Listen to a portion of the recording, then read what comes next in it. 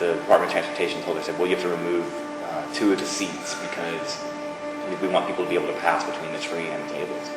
And so she eventually just cut down the tree and then bricked over the tree box on city property. And a lot of that came because Councilmember Graham was writing and saying, like, oh, what do we do if there's a dead tree in the space of the arborist? And it's a little bit of a silly detail, but it does sort of show that, like, if you have somebody who's going out and doing you and giving you advice and is sort of doing stuff on your behalf, that now there's a big fight about how much she should be fined for it, because the fine should technically be something like $10,000. But a lot of people think that people are using their political influence because Councilmember Graham has oversight of the Department of Transportation, that they're big supporters of him, so it was sort of easy for him to get these fines lifted. But if you were an individual homeowner, it would be the same thing.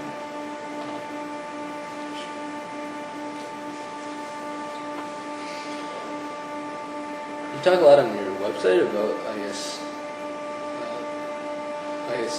career path opportunities for youth engagement. And I think youth engagement is a big factor in the issue of underage drinking as well.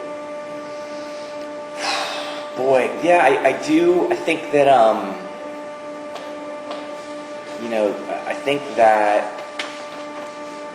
there's a lot of issues around it. I mean, that's just a simple thing. I actually think that DC treats its not only its youngest people, but just sort of adolescents horribly. I mean, there's just whether it was privatizing elements of social services, getting rid of a lot of social workers. A lot of things have been farmed out to well-meaning nonprofits, but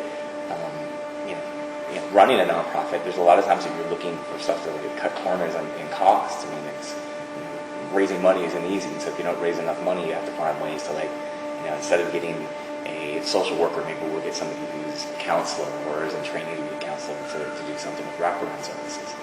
So I think the city has always had a responsibility to really look out for young people, because particularly if home life isn't on a normal footing, whatever normal means, but if it's not on a normal footing, you got to have access to be able to do things. And so what I think the city has really done with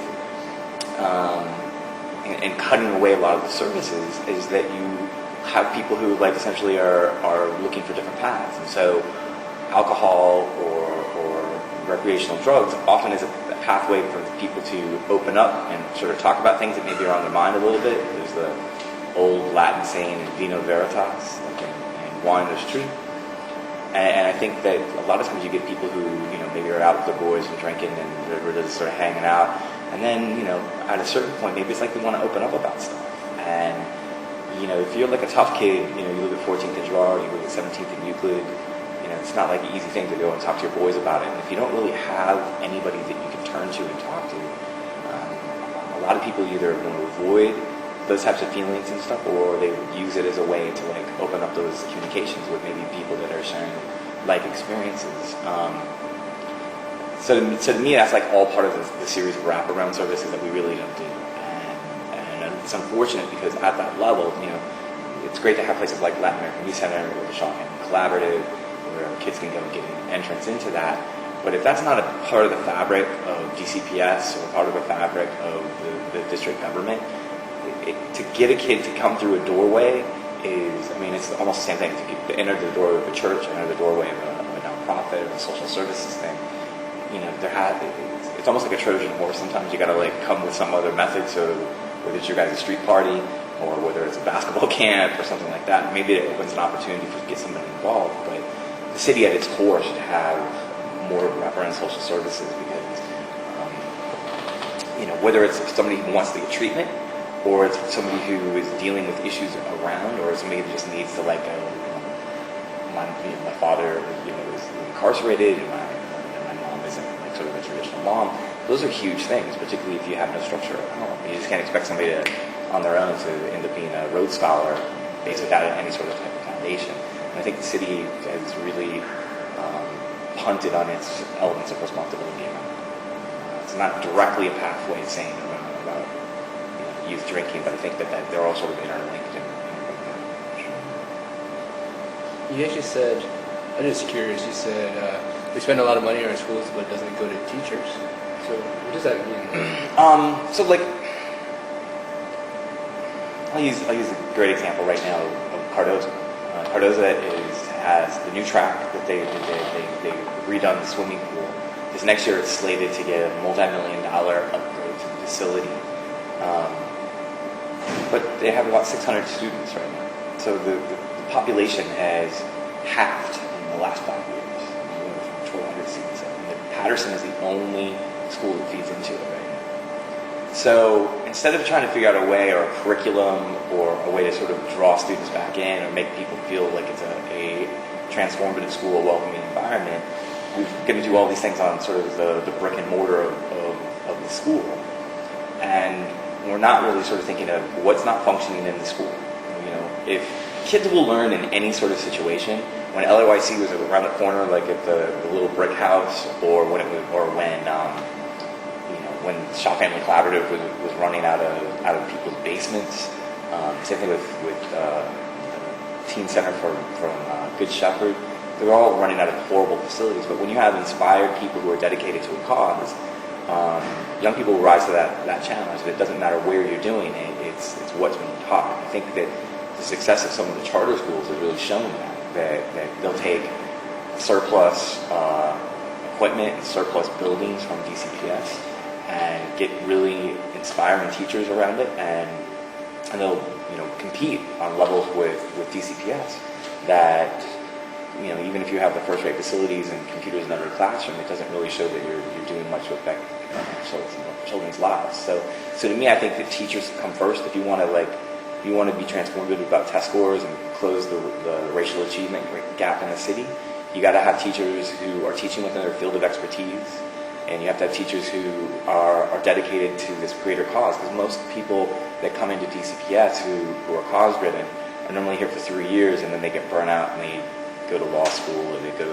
do something else in their lives. And to me, teacher retention, you want somebody that's going to be like dedicated warrior to the long term. And so we're putting about $1 billion a year into upgrades to facilities, and until this teacher contract sort of came up, you allowed the richer parts of the city, Burleith, Georgetown, and their PTAs to supplement teacher salaries for good qualified teachers. And then in wards 5, 6, 7, and 8, underserved schools will have teachers that none of them are going to get this bonus from the PTA. And oftentimes you have teachers who are teaching outside of their field of expertise. And until the system really makes a commitment to say we're going to only hire teachers. If you're an English major, you should be teaching English or writing. If you're, if you have a PhD in physics, you probably shouldn't be the English professor.